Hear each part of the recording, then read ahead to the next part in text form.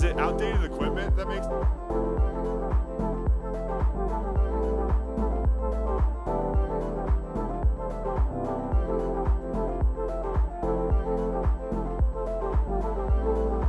Well, good morning, everybody, and welcome to the Grove, wherever you happen to be tuning in and watching us from. Thank you. Thank you for being a part of our community. Man, we're getting close to Christmas. Can you believe it? We are 1 week away from Christmas Eve. Next Sunday is Christmas Eve, and I tell you what, we are getting ready here. We're excited for just a special Christmas Eve. I'm biased, I know I am, but I think Christmas Eve at the Grove is about as special as it gets.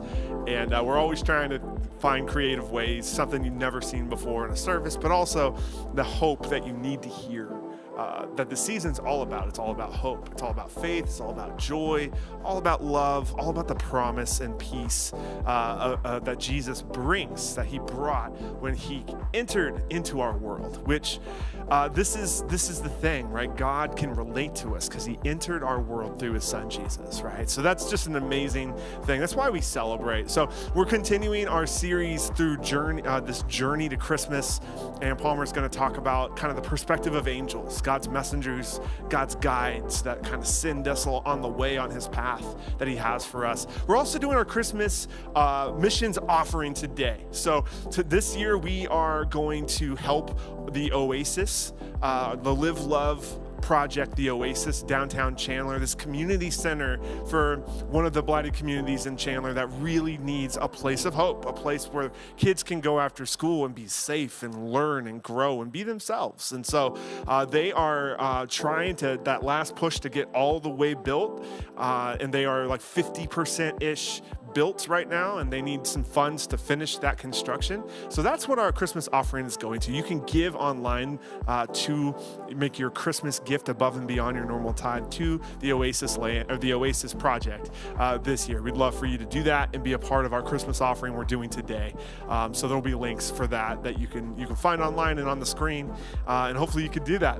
Christmas Eve, that's really all else I have to talk about is Christmas Eve. So please join us. Consider joining us for Christmas Eve. We've got options for you the night before Christmas Eve, the second Eve before Christmas. I always call it Christmas Steve. It's kind of an inside joke, but the second Eve before Christmas is the 23rd. And so we'd love for you to join us Saturday night at 5, or you could join us on Christmas Eve. Our times are 9, 11, 3, and 5. So we have 4 times on Christmas Eve and 1 the night before. If you're thinking it's going to be busy, Saturday night or the first one on Sunday morning will probably be our lightest. So just a pro tip for you there. But we hope you can come to one of those times, join, celebrate with us. And then on New Year's Eve, the following week, we have only one service at 10:45. So come, you might see a familiar face preaching that day. I don't know, I'm just saying. So anyway, go ahead and make this a part of your Christmas. Join us for Christmas Eve. We'd love to have you celebrate, because it's not Christmas without you. So send it inside. Have a great morning. Good morning, church. Let's stand and worship this morning.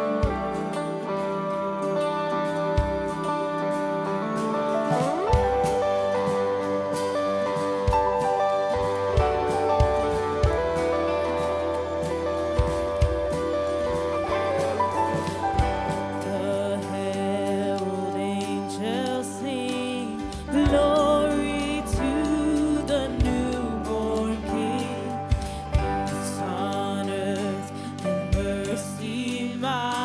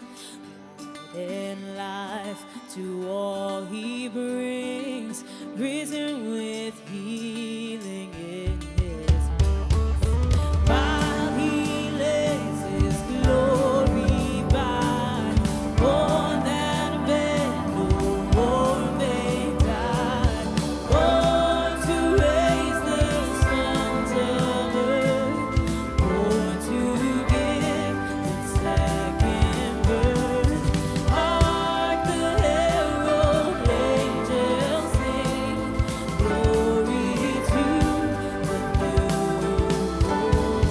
Hark the herald angels sing, glory to the newborn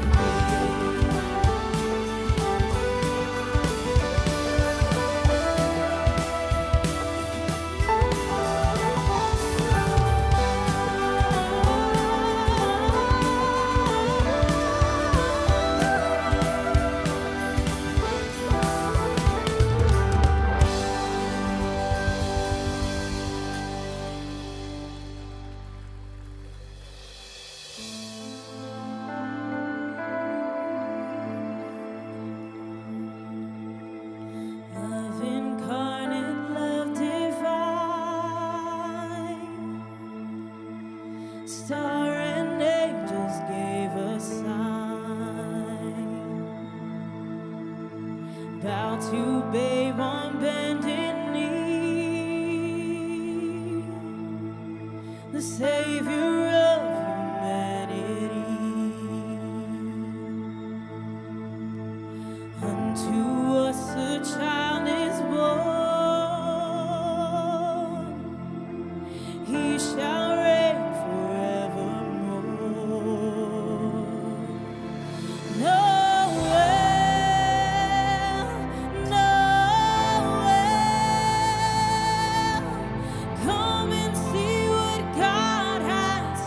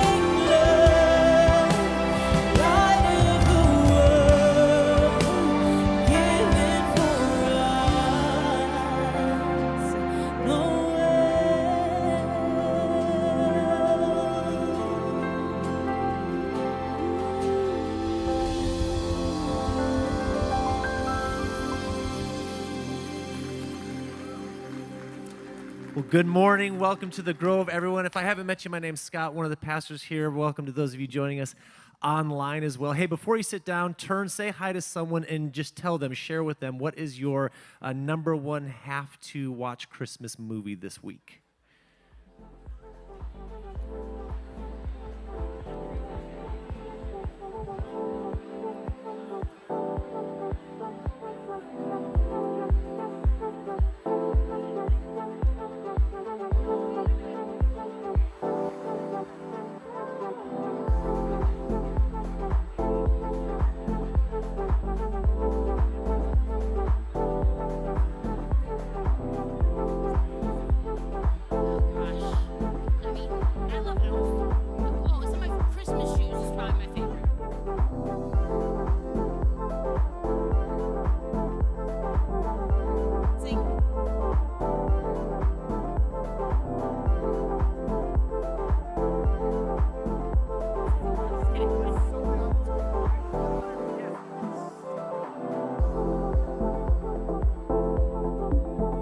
Okay, real quickly, just because we were talking about it, did anybody just say Hallmark? You didn't even say the name of a movie. You don't have to.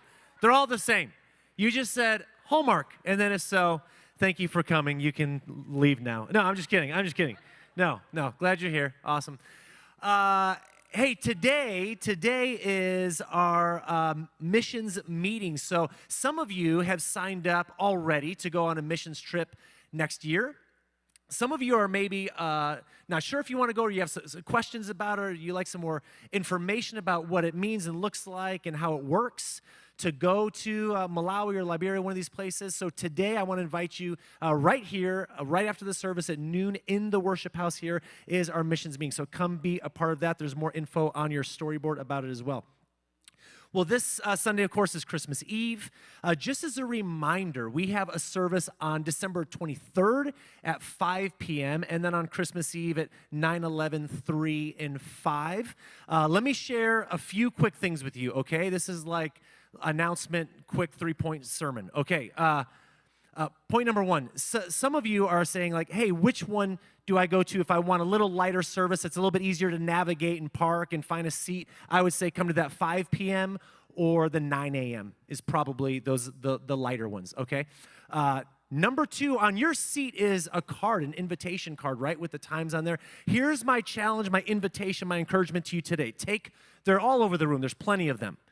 Take one of them. If you want to take more, but take one card with you today and just see who God might put in front of you this week that you could give that to them and invite them here to the Grove this Christmas to be a part of that with you. So take one card and pray about that and see what God does and who you could invite to come with you. And my last thing is this: if you are able, willing to help serve in one of those services, whether that's maybe with our kids, we've got some kids stuff going on for Christmas Eve, or as an usher greeter, we'd love to have your help in one of those ways. You could just go to our website and go to the Christmas page and sign up. Let us know that you would be willing to serve and help with that.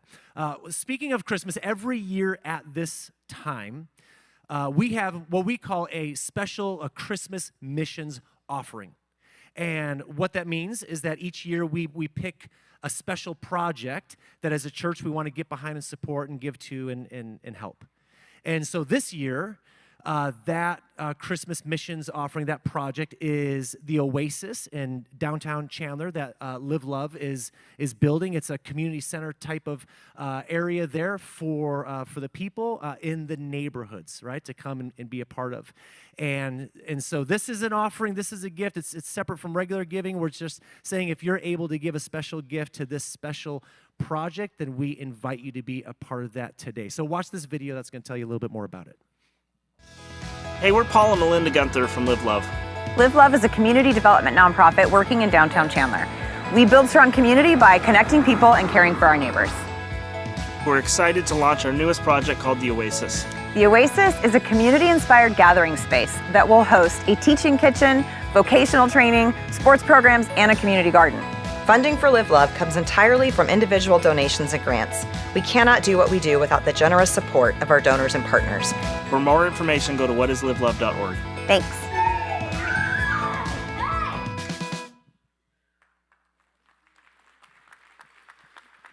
So last week I shared with you a bit of why we're doing this and the purpose behind it and the need for this community as we've sat with them for the last 15, 16 years, a safe place to gather, a place to have quinceañeras, weddings, a place for their kids to come after school. But it's a different community center because it's focused on the neighborhood where an entire family comes and there's something for each level that will constantly be happening at the Oasis. On Tuesdays, we have some of our junior high boys that live in the trailer park across the street, literally across the street from the Oasis. Yadir, Fran, Kevin, Brian, Joseph, Yovan, Bubba. Every Tuesday they come to our house. And every Tuesday we think, how can we get them out of our house? Because it's insane. These are probably 6 of our most at-risk boys in the neighborhood. Most of them, one of them has a good home. The rest of them have just really struggling. Where they live, where they eat, all of that. It's a hard, difficult situation. I believe that the way you change somebody's life is you go through life with them. You provide mentors that are like them. You eat with them. You be with them. You play with them. And so every Tuesday, that's what we do. But we are constantly saying, okay, where can we go? We don't have space at the Live Love house, so we take them to the park or take them nearby. So this last Tuesday, I said to our leader, I said, how about we take them to the Grove? And they said, what's the Grove? I said, it's a church, but it's also a college. And so we can show them the college. They all want to play soccer. So we get the boys, we drive them down here. I meet them at the coffee shop, and I said, okay, you guys know what this is, right? They're like, yeah, it's a college. And I said, yeah, but it's also a church. And they're like, one kid looks at me, he goes, I hate church. I said, this is a different church. You're going to like this church. And he said, and there's a lot of other words that they use, and I just said, when you're walking around, be respectful. And so they're kind of mumbling and angry, and they walk into the junior high room, and all of them screamed. Their voices haven't fully shifted yet, so it was a high scream, and just sprinted and ran around the room. And then we went to the high school room, same scream. Walked in here, I kid you not, they came in that opening right there and sprinted around the stage, and it's like you just wound up the toy and watched them go. Then we walked to the soccer field, and our Justice soccer team came back and played soccer with them and spent time with them. And for me, that's what it's about sitting with these boys, providing them with a mentor, and they don't even realize that they're being mentored. So as we look at the community center, the Oasis, as we look at what this can become, my dream is it's not only filled with the people from the neighborhood, but it's filled from the people from the Grove that are welcoming them, that are playing sports with them, that are sitting with them, that are teaching them, that are helping them with homework, that are doing robotics, that are building things. It's a community center that is needed from the community standpoint, but from the volunteer and service side point of it. So thank you for how you are giving and praying about this. I'll just say this, as a missionary kid and a pastor, and a pastor's kid, I was always taught that missions is above and beyond your regular giving. As a pastor at the Grove, I would ask you not to give to this if you're not already tithing. As the leader of Live Love, I would ask that you give sacrificially so that we can help finish building the project. So we're so grateful for you. Thank you so much for how you have joined us on this, and we're excited about the future. Not only pray about giving, but pray about how you can be serving with us in this next year. Jamie Grace is here on loan for one day. If you know Jamie went to the Grove for years, and then her family, they moved to Atlanta. So we are so glad that you're here. You're going to share a couple songs with us. Would you welcome Jamie Grace again?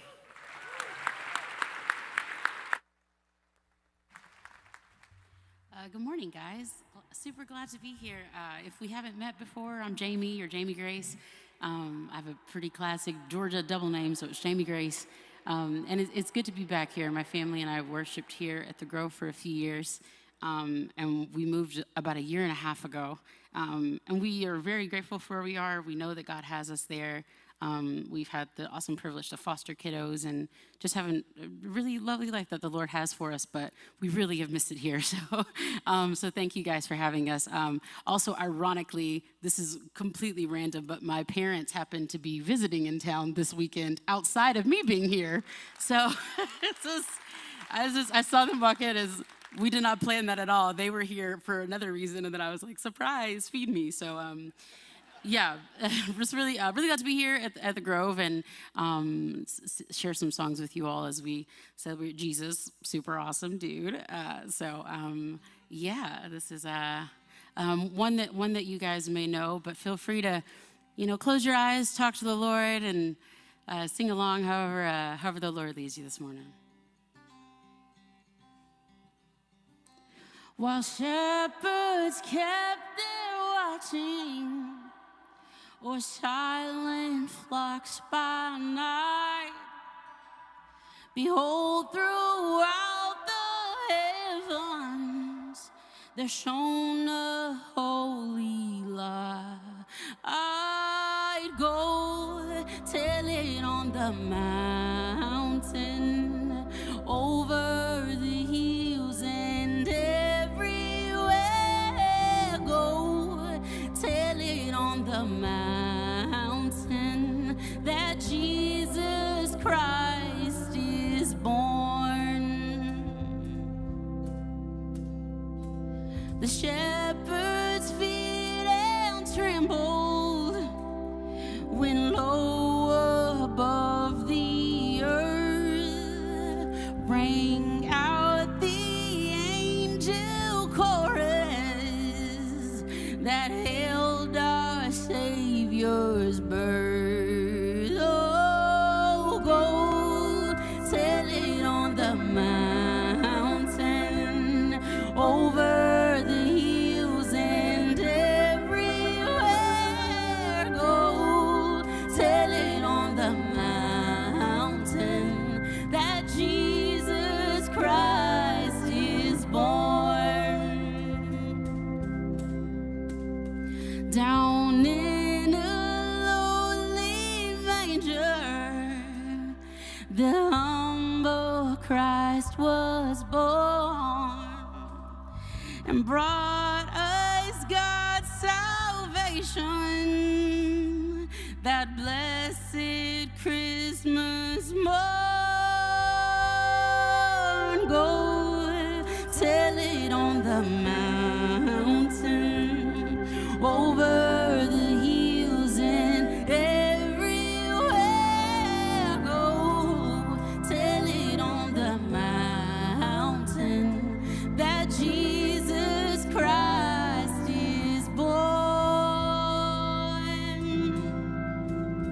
That Jesus Christ is born.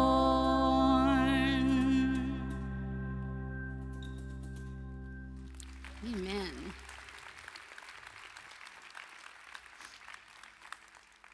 Amen. When Josh reached out to me and he asked, "Hey, Jamie Grace, can you do some Christmas songs? Like, is there any song in particular that you might want to do that's really special for you for Christmas?"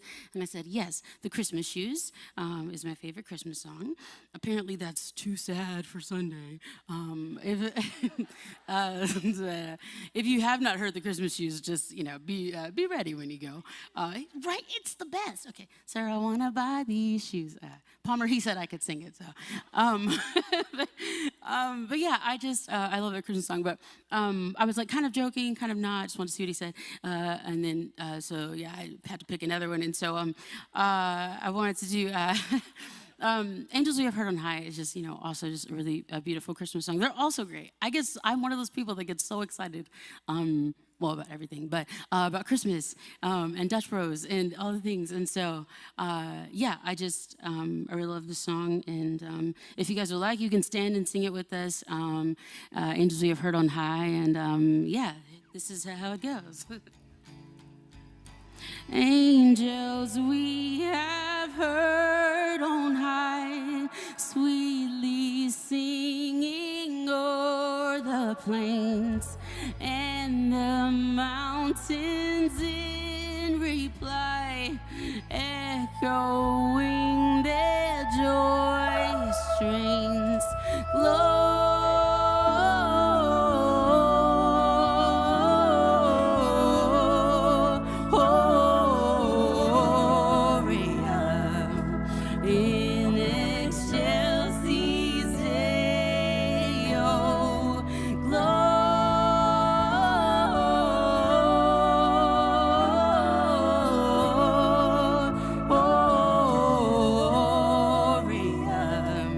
In excelsis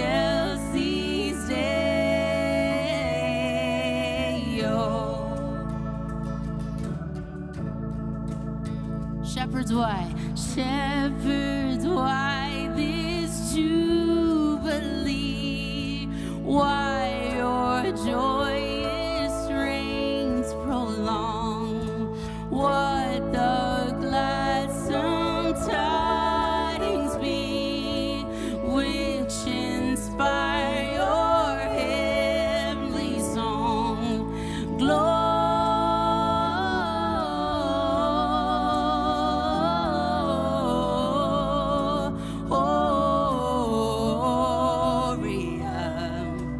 In excelsis Deo,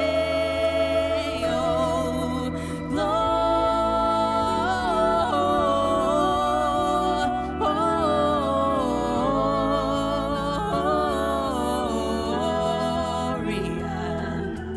In excelsis Deo.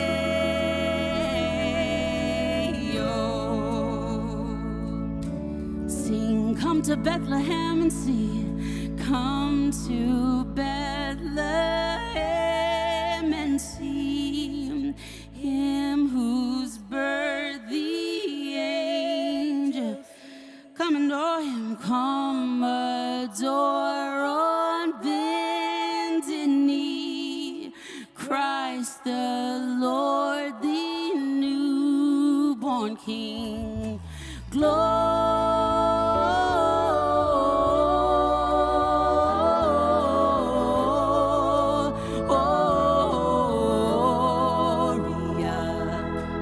In excelsis Deo, Gloria.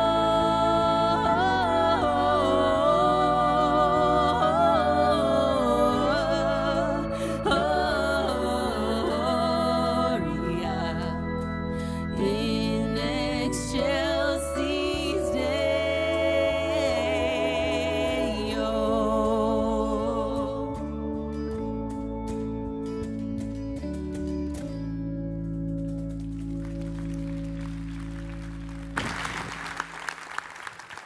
Amen. Isn't it good having Jamie Grace back with us? All right, Jamie, this is your home away from home, so come back more. Miss your family.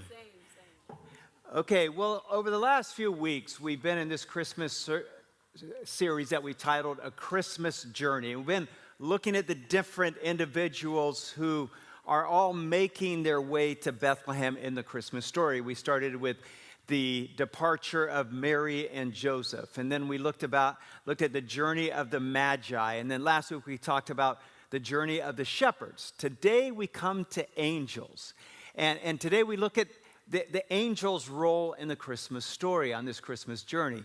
And the angels provide for us guides. And isn't it true that any trip, any journey, any expedition you take, you have to have a guide? And so in our Christmas story, the angels are our guide. And it makes sense because my mother has been saying since I was a kid that when you travel, that when you go on a trip, when you go on a journey, that God sends his angels to be around you. By the way, my mother is home for Christmas. She's here this morning. Mom, good to have you back at the Grove. And it's special having her here at Christmas time. And over the years, my entire life growing up, my mother would come home from trips telling us about the angels that she encountered and helped her on her journeys. This has been my whole life, hearing these stories. And sometimes even her own sons and daughters doubted her. But very recently, my mother and I were on a trip together. We're flying, and we had a change of planes in Houston. And we get off the plane in Houston, and we start going down the concourse. We get 5, maybe 10 minutes down the concourse, and then she goes, "My ring, my engagement ring is gone. I haven't taken it off in 73 years," she said. "It's gone, Palmer, it's gone." Now, you have to realize, my mom's here and I love her very much. She's an alarmist. And, and maybe your mother is too. Every time we go on a trip, it's like, "Where's the blue suitcase? Well, I left the blue." No, it's in the trunk, Mom. It's always in the trunk. Anyway, so I think this is just one of those moments. So I'm not at the alarm level she is, that she's lost this diamond ring from 73 years ago. That she says, "Your dad gave it to me when he was an officer in World War II, Palmer, it's gone." I'm like, okay, when you see the ring, it's certainly not on her finger. I can see that. I'm thinking, check your purse, check your bag. No. She says, it's gone. I know I had it on. And so she says, let's go back to the gate. Now, we're a good 10 minutes down the airport, down the concourse, and I'm thinking, she could have lost this, 10 hours ago on another flight at another airport. Who knows? So we go back to I said, okay, I think we can still make our flight. So we'll go back to the gate in Houston. And the gate agent is still there. And so we tell her, she tells the gate agent, I've lost my engagement ring that my husband gave me 73 years ago. And the gate agent, fortunately, gets really worked up about this. She says, I got to go find it. And she starts running out the door. I start to go after her. She says, you're not allowed, stay here. And so she runs down the jetway. And so my mother says, let's pray. She says, if we want angels to work, we've got to pray. And so right there we start praying. And we hadn't been praying for 2 minutes when this kind gate agent opens the door and she says, it's a beautiful ring, isn't it? And she says, here it is. And I couldn't believe it. And I said, well, who found the ring? She says, the cleaners found the ring. They had set it up on a shelf, and they had found it for. And my mom says, well, can we thank them? She says, no, you're not allowed. You can't go thank them. She says, well, can I give them a thank you tip? And she says, no, you're not allowed to do that. And so my mom says, see, they were angels. And so the angels found her ring. That's my mother's story. And it's true that God sends his angels to guide us. And so in our Christmas story, God sends angels. And I want to start today by giving you a brief theology of angels, kind of an angelology in short. Angels are divine beings. They are beings that God created. They are different than people. They are spiritual beings, but we also see them and interact with them. The word angel in Greek, angelo, means messenger. They are God's messengers. And they bring us messages that guide us. They bring us messages of hope. They will bring us messages of warning. Some angels are healing angels. God sends his angels sometimes to heal. God often sends his angels to guard and protect. Angels play a big role in God's plan. When God is trying to get something done, he'll send his angels. For example, Elijah at one time is surrounded by an army, and God sends a bigger army of angels to protect him that surround him. When the stone needs to be rolled away from Jesus' tomb, what does he do? He sends an angel, we read, to roll that stone away. So angels are enforcers of God's plan. Angels are protectors and guardians of God's people, of you. In fact, I just read recently of a pastor in Michigan. His name is Richard Massingale. And Richard Massingale says that in 2020, when COVID was spreading across the country, he contracted COVID. It got really bad, deep in his lungs. He could hardly breathe, so they intubated him. They put him in a medical-induced coma. He said when he went into the coma, though, he could sense what was happening around him. In fact, he could see things. He says the first thing he saw was a person standing at the foot of his bed. He said it was a very tall man. He said probably 7 or 8 feet tall. And he stood there like at attention, just looking right past him, not saying anything, not moving, just standing there. He said he didn't have white wings or golden curly hair. He didn't have that. But he's standing there, he said, in a dark suit. It looked like he was guarding the president of a country, and he's standing at my foot of my bed, looking right past me, Pastor Massingale says. He says, at first I was afraid, like, who is this? He said, but finally I got up the courage and I said, who are you? He says, this individual at the end of his bed said, who I am does not matter, but why I am here is what matters. And he says, okay, that's a great. So he said he didn't speak to him the rest of the time. 10 days later, as he's coming out of the coma, he's still standing there. And he's the last person that he sees in his unconscious state from the beginning to the end. He says, I believe God sent an angel to protect me. Angels guard us. The Bible has a lot, hundreds of verses about angels. I have a few here just to remind you. This is Paul saying, last night, an angel of the God whom I belong to and whom I serve stood beside me all night.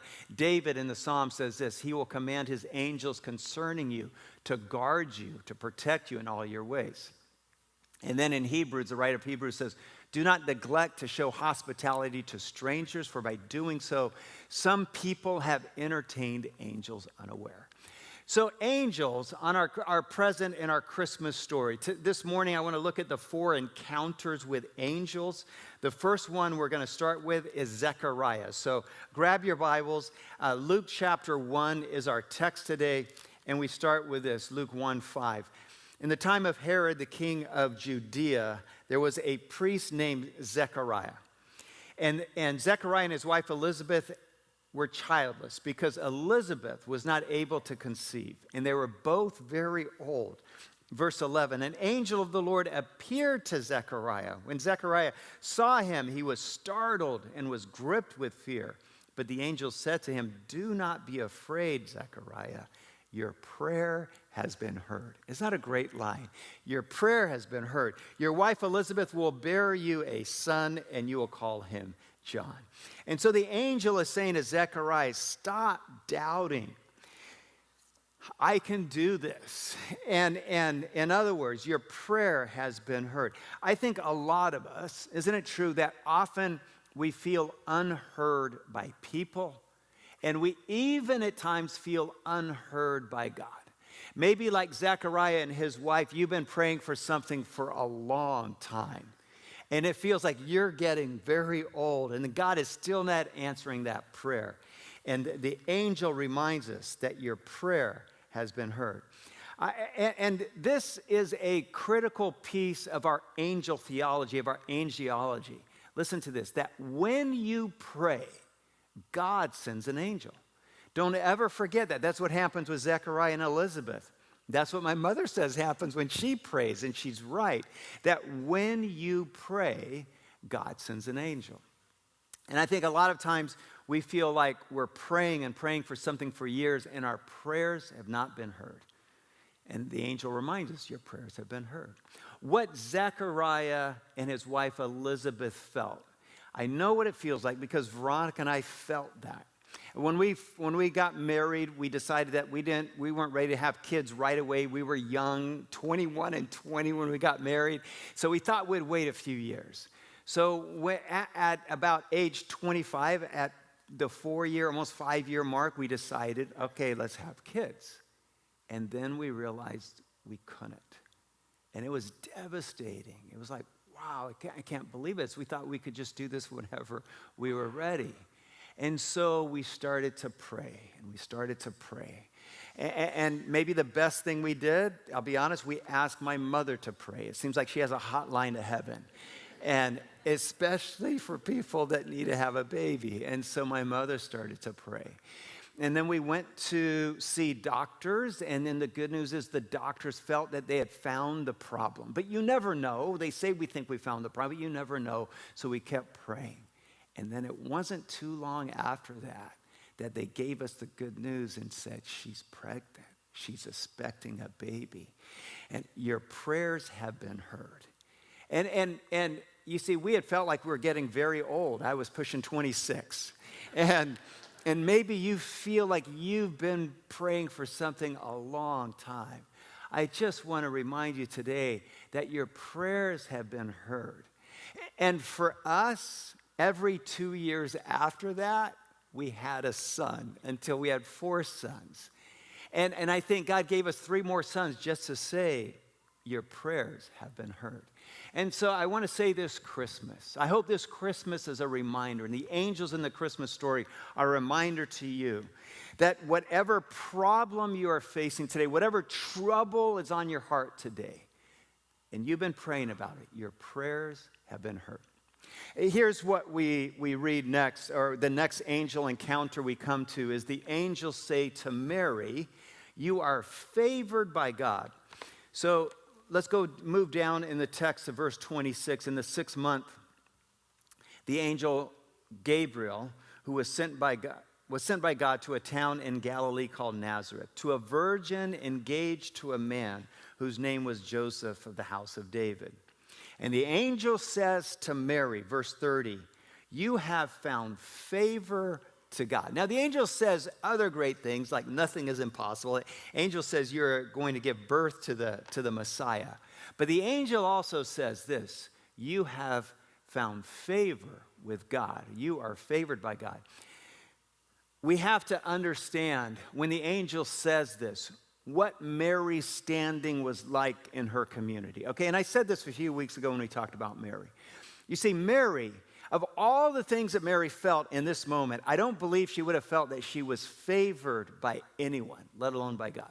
Because she would have been known as the Sota. She would have been known as the unfaithful one. She would have not felt favored. She would have felt unloved. She might have felt cursed. She would have felt judged. She would have felt inadequate. She would have felt shamed. But she definitely would not have felt favored. But now the angel comes along and says, Mary, you are favored by God. And I want to say that God says the same thing to you. Maybe you feel inadequate. Maybe you feel like you're not enough. And I want to remind you today that the angel says today, you are favored by God. God's favor for you runs very deep. The Hebrew people have a word to describe this kind of favor that God has for Mary. They use the word segula. Segula means precious treasure.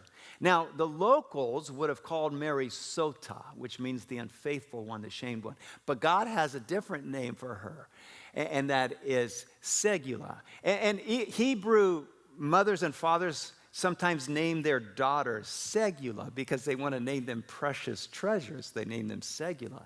And that's how God sees you, that you are Segula to God. You are the apple of his eye. I think sometimes we forget this. You are the child of a king. You are the one he loves. You are the son. You are the daughter of the King of Kings. You are favored by God. You are treasured like that. So God sends this angel to take Mary out of her lowest place of feeling shame and worthlessness and say, no, you are prized. You are up here. Have you ever felt like that? When I think about this, it reminds me of a story I read in Harriet Lerner's book, The Dance of Connection. Harriet Lerner is a psychologist, a PhD, and she's an author. And in her book, she writes about when she was 10 years old. And Harriet says, when I was 10 and my sister Susan was 12, it was Christmas time. And she said, it had been a hard Christmas, but I still wanted a bicycle. That's all I wanted for Christmas was a bicycle. But she said, my sister and I ran downstairs on Christmas morning, and there were only 2 presents under the tree. And she said, I knew it had been a hard year, so I realized that we wouldn't be getting much, 1 present each at Christmas. She said, but then I opened the present and my heart sank. She said, it was a black tin tissue box. She used the word tacky, a tacky little tin tissue box with crudely hand-painted flowers on it, like a tissue box you'd put over a box and then pull the tissue out. And that was her Christmas present. She was so crushed that she said tears started to well up in her eyes. She said, but her sister, Susan, who was 2 years older, saw that she was about to cry and saw the tears start to come down her cheek. So Susan blurts, Harriet, I've heard of these tissue boxes. She says, they're painted by trained monkeys. That's what she says. And Harriet says, really? And she says, yes, there's this place where they've trained monkeys to paint these things. She says, everybody in the country wants these. These are precious, treasured items painted by trained monkeys. Harriet says that all of a sudden her heart swelled and she became happy with her new pride because now she felt it was valuable and she felt more prized because her sister said that. She said, so for years, when she went into junior high school, even into high school, she would tell other kids about these tissue boxes. She would show them to friends and say, these were painted by trained monkeys. And nobody had ever seen this before or heard about it. So she felt very special owning these black tissue boxes. But then she got to college and she came home at spring break and she was cleaning out the closet that she and her sister shared. And she found a term paper that her sister wrote in high school titled The Black Tissue Boxes. And in it, she read the truth about the boxes. She read that her parents, because her dad had lost her job that Christmas, had no money for Christmas presents. But their neighbor down the street painted these black tissue boxes by hand as a hobby. And they didn't like charity, but they took it from him, and that was the gift for that Christmas. And her sister Susan, not wanting Harriet to feel the pain of poverty, makes up this story about the trained monkeys, and then it swells her heart, and she feels loved and treasured. And so do you see, maybe you felt like that. Maybe your heart has been down here. You have felt looked down on. You have felt worthless like Mary or like Harriet. And then the angel comes along and says to Mary, you are treasured by God. You are the favored one. And I share all of that today to remind you of that. I don't know what's been happening in your life or in your family or in your work or with your finances, but don't ever forget that you are favored and treasured by God. Because maybe right now you come to church this morning and you think, bad things keep happening to me. My life is on the decline. Nothing's going right for me. Maybe this morning you think, God, why have you forgotten me? This sickness won't go away. Or you go, God, why aren't you letting me just have enough? I'm putting groceries on my credit card. Or maybe this morning you feel like nobody cares about me, nobody loves me. Why is everyone else thriving but me? And I'm going to say, no. Hear the words of the angel. They're not just for Mary, they are for you. You are favored by God. You are treasured by God. You are his precious treasure. Remember that this Christmas. Take hope. Next, the angels come to Joseph. And the angels, in so many words, say to Joseph, stop trying to control it all. So let's turn in our Bibles back to Matthew. And in Matthew chapter 1, verse 19, we read this, because Joseph, this is Mary's husband, was faithful to the law and did not want to expose her to public disgrace. He had in mind to divorce her quietly. Verse 20, but after he had considered this, an angel of the Lord appeared to him in a dream and said, Joseph, son of David, do not be afraid. Take Mary home as your wife. Move down to verse 24. When Joseph woke up, he did what the angel of the Lord had commanded him, and he took Mary home as his wife. You see how Joseph was trying to control the situation. Joseph was trying to turn things around, make things different in his mind. And the angel comes along and says, you stop trying to control it all. God has this. Take hope. I think as human beings, we naturally try to control things, don't we? I'm going to guess a truth about you. And the truth about you is you're a control freak. Am I right? Because I am. We all are. If you play golf, I watch golfers. Every golfer I know, most of them, slice the ball right? And every golfer, after they hit their drive, they're all leaning this way, and they're waving. Some of them will cuss and swear, but trying to get the ball back on course. None of it works, does it? Because you think the illusion of control is very attractive. We think we control it all, but you can't even control when you take your next breath. You can't control the beat of your heart. There's so much in life that you can't control, but we still try to control everything. And the angel comes along and says, stop trying to control it all. Take hope. Let God take care of this. He's heard your prayer. Sometimes we try to control coworkers. Sometimes we try to control sons and daughters. Sometimes we try to control a spouse or a friend. How do we control people? You think right now, I'm not a control freak. You are. How do we control people? Sometimes we bully them with our words. Sometimes we manipulate people. Sometimes we shame or belittle them in order to get them to conform. Sometimes we manipulate or micromanage them. Sometimes you just follow them on Find My Family or Find My Friends. But we all try to control people like Joseph is. And the angel comes along and says, trust God with this. Stop trying to control it all. Your prayers have been heard. I know the angel's right because I've seen it happen in my own life. As a parent, we all are controlling people, aren't we? Let's be honest. How many of you have tried to control your sons or daughters? Can all the honest parents, some of you are not raising your hands. Okay, thank you.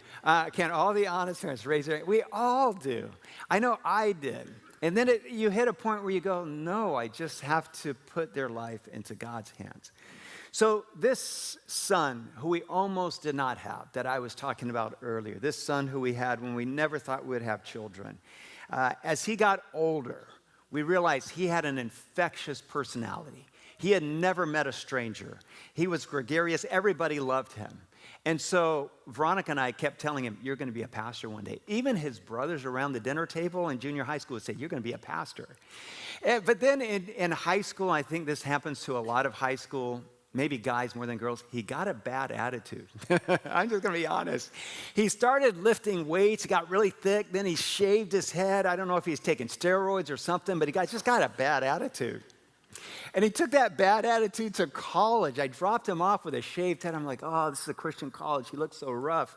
And but he looks strong. And so we take him to college, and he hadn't been in college long when he tells us, he says this, I'm never going to be a youth pastor. That's what he said.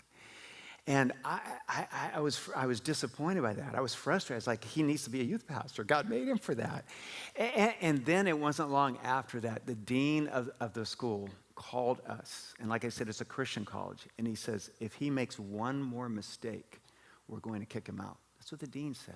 And we're like, oh no. And I think as a parent, our natural tendency is we want to control it all. But I didn't call him and threaten him, hey, I'm going to quit paying for college if you don't get your act together and commit to being a youth pastor. I didn't do that. I didn't try calling the college and saying, hey, you got it wrong. He's a good kid. You know, you retract your punishment. I didn't do that.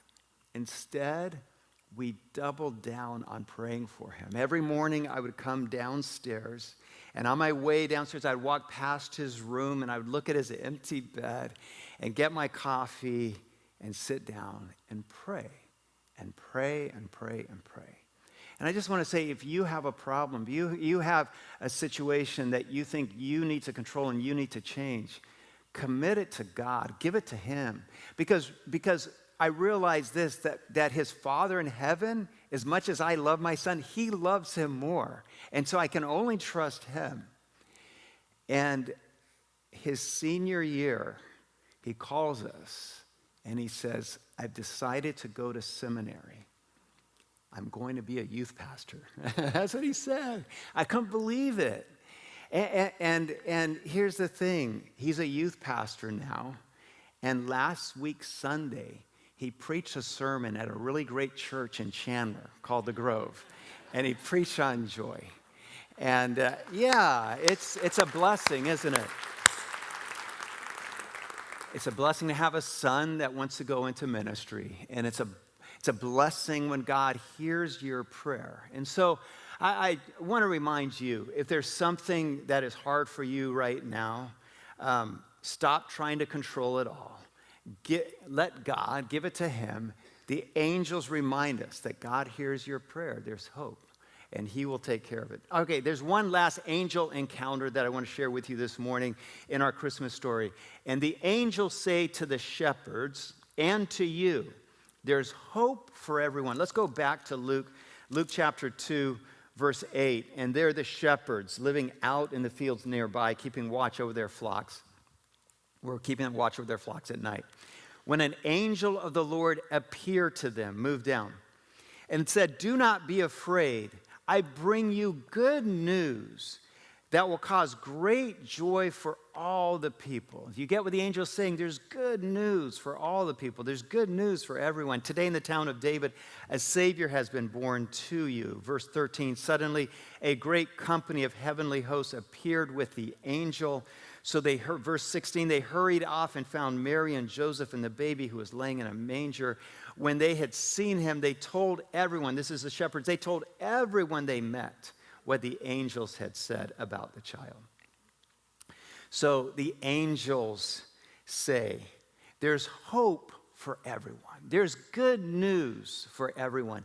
And not only are the angels spreading this good news, but then the shepherds turn around and they start sharing this good news. I'm going to use this word this morning. The shepherds become distributors of God's good news. You see, before Jesus is born, good news or hope, there was only hope for the Jews. That's what the Old Testament talked about, is that God was only for the Jews. But then Jesus is born, and he starts to say there's hope for everyone.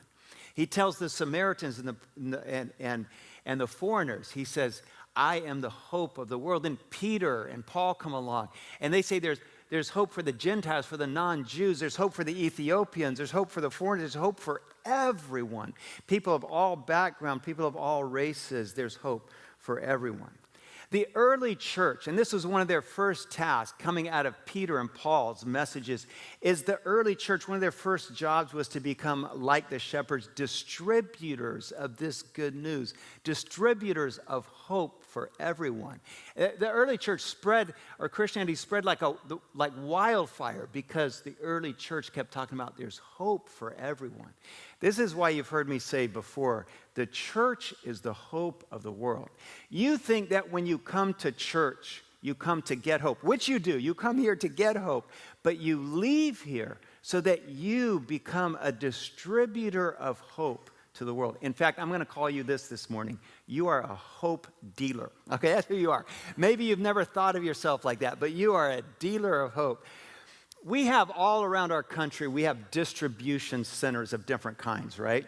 All right, and I don't know if you know what the largest distributors of fast food are in our country. I'm going to remind you. Number 5 is Taco Bell. Taco Bell has 7,000 locations across the country. They just brought back the toasted cheddar chalupa, so you can go try that soon. They're number 5. Number 4, fourth largest distributor of fast food is Dunkin' Donuts. All right, distributors of sugar, caffeine, and what else? Salt. McDonald's, number 3, 12,000 locations. Starbucks, they put Starbucks across the street from each other now, 12,000 locations. The number 1 fast food distributor in the country, Subway, 27,000 locations in the country. But there's a larger distributor, do you know this, than all of these combined? The church. The distributors of hope have 333,000 locations around this country. What do you think about that? Let's clap for that. Okay? And you are meant to be part of that movement of hope. The angels came and said there's good news for everyone. There's hope for everyone. And then you, as God's people with the shepherds, are to go out and share this message that goes on and on, that there's hope for everyone. Your home should be a distribution center of hope, shouldn't it?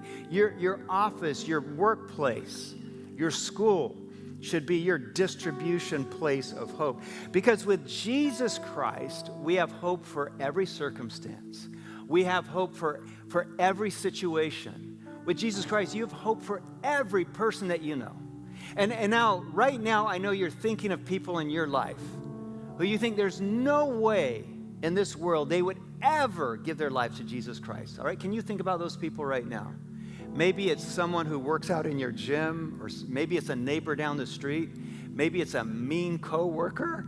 And you think about this person, you think there's no way that they would ever give their life to Jesus Christ. I don't say, no, you don't know.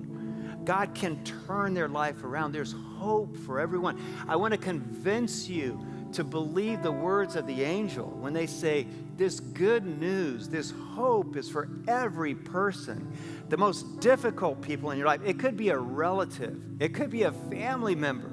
There's hope for them. So don't give up. My challenge to you is to become a river of God's blessing and favor in their lives. Maybe you have been a stagnant pool of blessing, keeping it all for yourself. I want to challenge you to become a river of blessing to that person who you think God doesn't have hope for. Start blessing them with your words. Start blessing them with your actions. I think one of the best ways of spreading the hope of Jesus Christ is through radical acts of service, love, and compassion. Let me say that again. I think one of the best ways of sharing this hope of Jesus Christ is through radical acts of service, love, and compassion. When you show the love and compassion of Jesus Christ, people feel that hope. It gets real. A couple of years ago, Paul Gunther and I were talking to the principal at Sacaton, and we said, is there anything we can do to help the kids at Sacaton this Christmas? And she said, we need blankets. I said, blankets? Why do you need blankets? She said, don't they all live at home? She said, yeah, they need blankets. She said, a lot of their parents can't pay for the heat, and so we had a kid in the ER this last week who had frostbite. She said there's another child who told their teacher that their parents last night tore the cabinet doors off their kitchen cabinets and burned them in the fireplace to keep the house warm. I said, well, blankets, how many blankets do you need? She said, we need 630 blankets. The next Sunday, you at the Grove brought in, when I shared that need with you, you brought in, over that next week, 630 blankets. You see why I say when you, the hope of Jesus Christ spread through radical acts of service, love, and compassion. A few weeks ago at Thanksgiving, we asked if you would help us share meals with people in Chandler. You brought in 668 Thanksgiving dinners in a box with a frozen turkey. And then we got to share those with 668 families. And with each door we knocked on to give that gift, the hope of Jesus Christ spread. The hope of Jesus Christ spread through your radical acts of service, love, and compassion. And it's for that reason that Paul and Melinda Gunther and Live Love are building the Oasis downtown Chandler. Paul and Melinda have wanted to live in that community, but then they want a place that becomes a center of hope in that community. And to keep, not just occasionally show these radical acts of service, love, and compassion, but every day be a center of hope. So I want to ask you right now as we close, would you take out this card, and this Christmas, would you make a gift to Live Up to help get this built? Church, let me ask you this. Can we help get this done? Can we? Okay, can we do that together? It's going to take all of us. And so as we sing this next song, go ahead and follow that QR code. My challenge to you is to make this gift now, today, before you walk out of this building. If you don't have a cell signal, then wait till you get out the front doors. But I want to challenge you to do that now. All right, Jamie, thank you.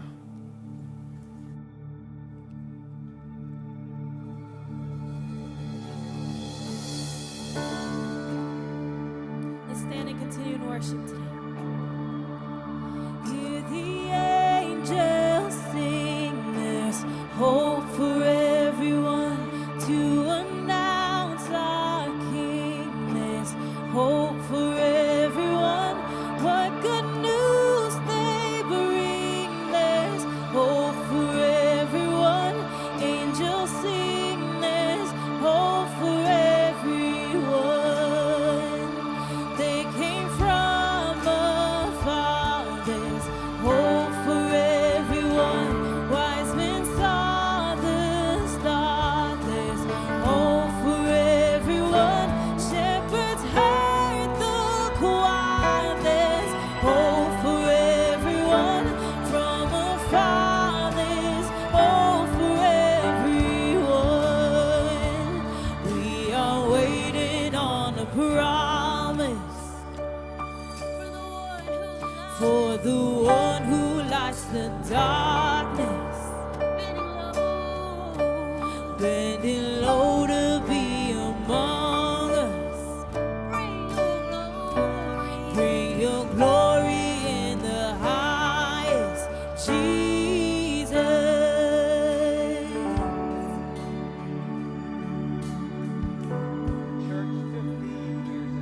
Paul and Melinda founded Live Love to be a center of hope in the community. Paul and Melinda now live in that community. Paul, why, what's heaviest on your heart? Why should people get behind this? My life was changed by a homeless man. I think I shared this. And I realized it was through that going through together with him through life. And what we found down there, as living down there now, there's continual levels of depth where you understand a person and who they are. And the Oasis, our prayer is it becomes the center of hope for the community. It becomes a center of joy. It becomes a place where a kid goes and for their entire life they look back at that building and that 2 acres that changed their life. So not only would we love for you to support us financially, but over the next 6 months to a year, we'd love for you to come and serve with us. We are anticipating hundreds and hundreds of people in the area there. So thank you so much. All right. And church, we can thank Paul for his leadership in this. And church, if you are truly convinced that we are here to spread the hope of Jesus Christ in our neighborhood, then you have to invest in this. You got to get behind this. This is one of the most effective ways that we're going to do that in the coming year. So let's all rally and make this happen. All right, church.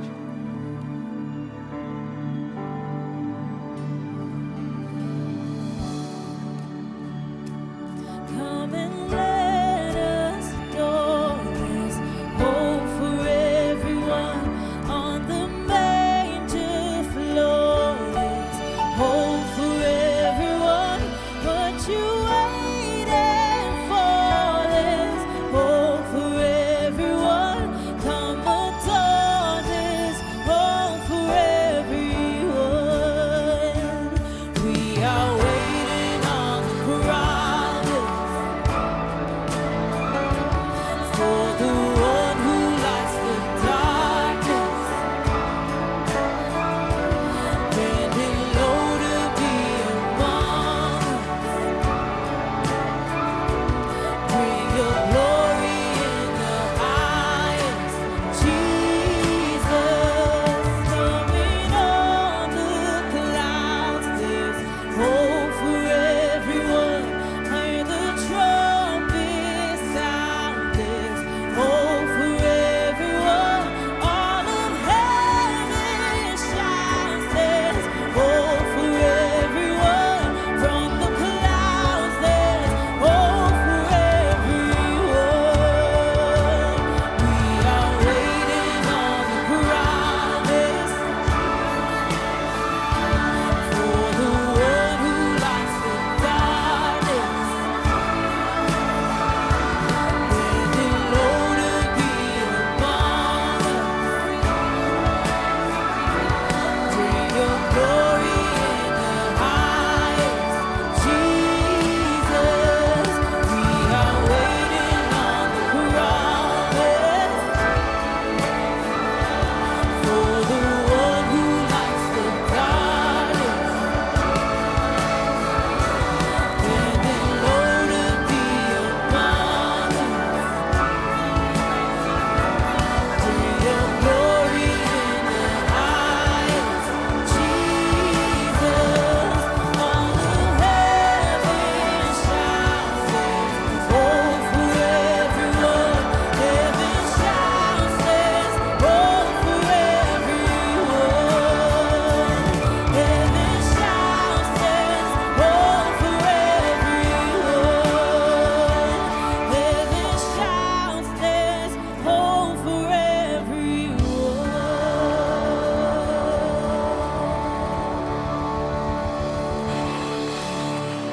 Well, I love that song and that message, that reminder that there is hope for everyone. It's one of the great themes of Christmas that I love about Christmas. And everybody needs hope at some time or another.